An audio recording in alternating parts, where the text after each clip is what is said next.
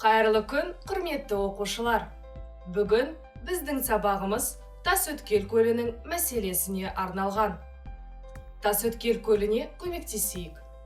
Біздің алдымызда арзан синтетикалық балық аулау торы. Олар арзан және қолжетімді болғандықтан балықшылар арасында өте танымал. Шын мәнінде, бұл торлар жануарлар, адамдар, көлдегі балықтар үшін өте қауіпті.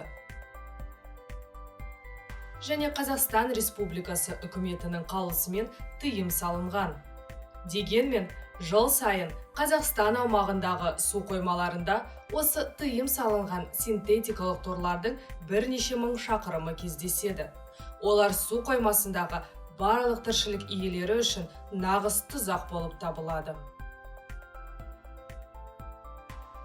Торлар тірі организмдерге екі бағытта әсер етеді.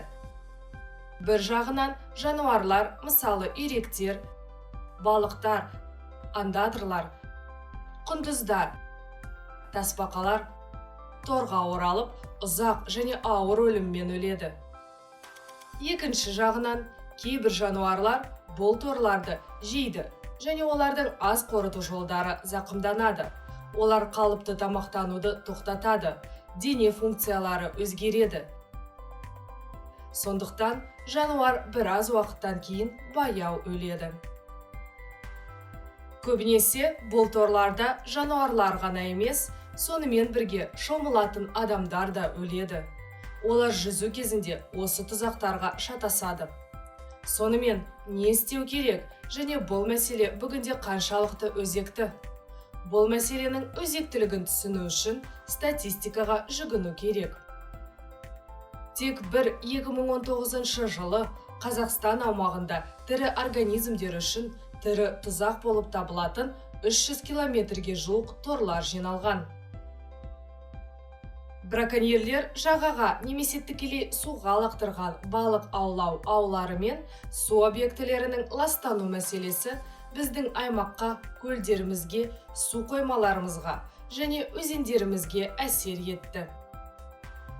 Жамбыл облысы Шу ауданының аумағында орналасқан Тасөткел су қоймасының жақын маңдағы ауылдарының тұрғындары тасталған балық аулау торларынан су айдыны мен жағалау маңындағы аудандардың ластану проблемасына тап болды.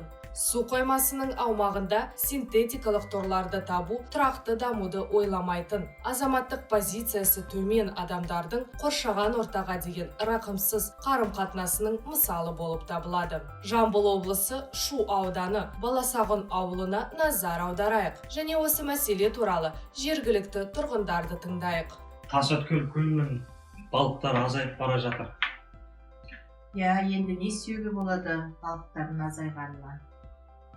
Қоймасы 1972 салынған. Ол кезде балық көп болған. Енді қазір балық азайып кетті. Азайғанда бар. Оның астында сетка көп. Сеткаға оралып, олар жағы астында сасып жатыр. Балық аулау торлары бүкіл су қоймасының аумағында.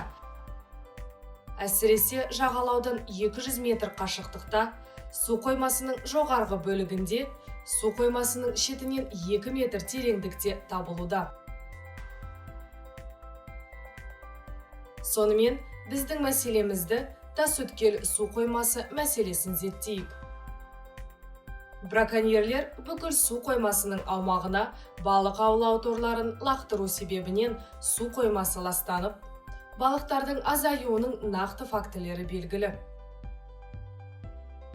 Сондай-ақ торлар жағадан 200 метр қашықтықта және оның шетінен 2 метр биіктікте табылғаны белгілі. Қандай идеялар бар? Су қоймасын торлардан тазарту идеясы. Сондай-ақ тазарту суда жүргізілуі керек. Өйткені ластану аймағы жағалауға дейін қашықтық қамтиды. Су қоймасын және су қоймасының бетін торлардан қалай тазарту туралы қандай сұрақтар туындайды? Осы сұрақты қоя отырып, біз өз мәселемізді шешудің жоспарын болжай аламыз. Бұл үшін су қоймамызды тазарту қондырғысының үлгісін жасау қажет, және тазарту қайықтың көмегімен жүзеге асырылуы керек. Осылайша, біздің алдымызда су қоймасын балық аулау торларынан тазарту үшін үлгіленген қондырғыға қойылатын өлшемдер анықталды. Сонымен, негізгі өлшем шарттардың бірі қондырғы су қоймасының жоғарғы бөлігіндегі жиектен 2 метр тереңдікте торларды қалқып алуы керек. Әрі қарай орнату жеңіл және мобильді болуы керек. Өйткені балықшылар торларды алу кезінде оларды су қоймасының бүкіл аумағында бір жерден екінші жерге тасымалдай алады. Үшінші өлшем шарт. Қондырғы қайықтың көмегімен қозғалуы керек.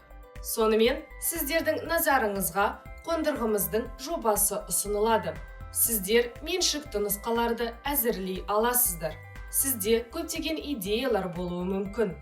Бүгінгі сабақта біз су қоймасын тазарту қондырғысының нақты мысалын қарастырамыз. Сонымен, модель құрастыру үшін алдымен модель сызбасын жасау керек. Бұл қондырғының қандай түрін ұсынамыз? Біріншіден, біздің қондырғы осы қондырғаны су бетінде ұстап тұратын жеңіл 4 қалқымадан тұрады. Содан кейін торларды судан шығару үшін ілмектері бар арнайы құрылғылар болуы керек. Бұл үшін қалқымалы оське бекітілген ілмектері бар 4 өзекшелерді пайдалану ұсынылады. Сонымен қатар, біздің моделіміздің өлшем шарттарының бірі модель жеңіл болуы керек. Бірақ ол қайықтың көмегімен қозғалуы тиіс. Сондықтан, біздің модельге сақиналардың көмегімен 2 трос жалғанады. Ал олар қайыққа бекітіледі. Енді су қоймаларын тазарту үшін қондырғы бөлшектерінің мөлшері туралы айтатын болсақ, біз мыналарды қолданамыз. Осылайша, өзекшелердің ұзындығы 200 см болады. Мен қазір модельдің табиғи өлшемі туралы айтып отырмын. Ал қалқымалардың диаметрі 50 см болады. Осы қалқымалардың биіктігі мен ені де 50 см болады. Сонымен қатар, бізде ұзындығы шамамен 2 метр кабельдер болады. Олар қайыққа бекітіледі. Ал қондырғының ені де 200 см болады. Сызбалары бар дайын жобамен біз келесі кезеңге өтеміз. Модельдеу кезеңі. Енді сызбалардың көмегімен біз сіздермен су қоймаларын балық аулау торларынан тазарту үшін қондырғы моделін жасаймыз. Бұл қондырғыны жасау үшін сізге бірнеше материалдар қажет. Бұл сіздің модельді жасау үшін қажет сым, пенопласт, қайшы, желім. Қондырғы моделін құрастыруға менің көмекшім көмектеседі. Бұл Ағаділ. Ол қазір сіздерге осы модельді қалай жасау керектігін егжей-тегжейлі айтып береді. Қондырғыны жасау үшін бізге қалыңдығы 5 см пенопласт, қарындаш, сақиналар, темір шыбықтар, сызғыш, ілмектер, кеңсе пышағы, ПВА желімі, сондай қармақ жібі қажет. Алдымен біз диаметрі 7,5 см болатын шеңберді пенопласт тіліміне сызуымыз керек. Содан кейін біз кеңсе пышағымен жарты шарды кесіп аламыз.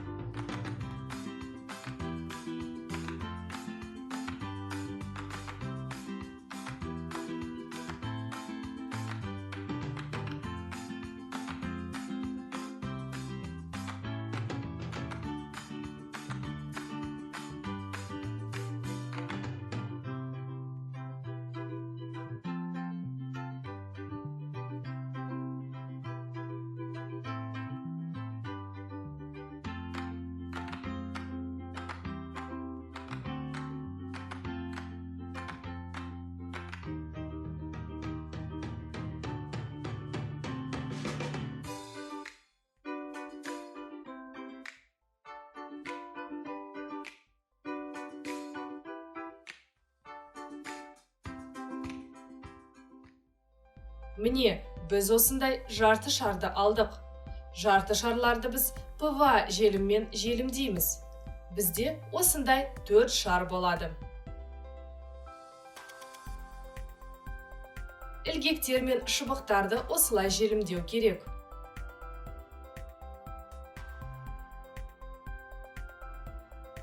Қондырғының негізі осы өзекше болады. Бұл өзекшеге біз бұрын жасаған барлық шарларды байлаймыз.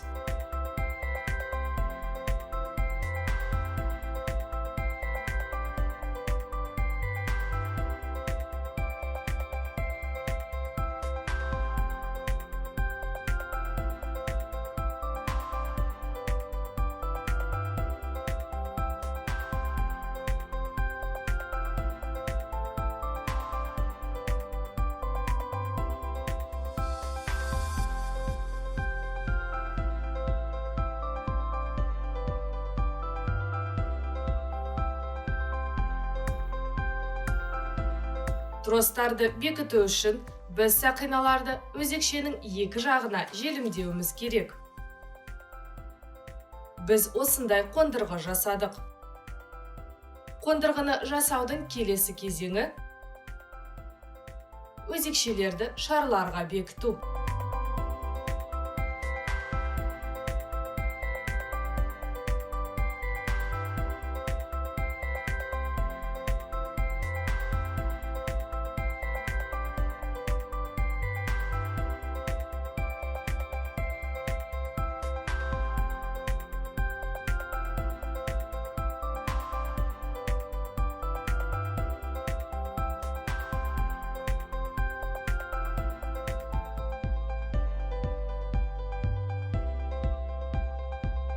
Соңында біз осындай қондырғыны аламыз.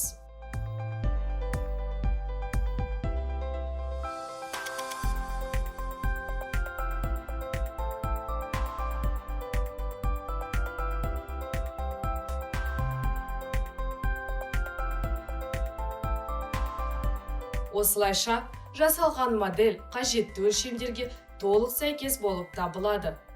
Бұл қондырғы қарапайым, жеңіл және қайықпен қозғала алады. Ілмектер арқылы тасталған ауларды қолжетімді ілмектердің арқасында шетінен 2 метр қашықтықта жинайды. Осылайша біз сабағымыздың мақсатына жеттік және бұл модель тас өткел көлін сақтап қалуға көмектеседі.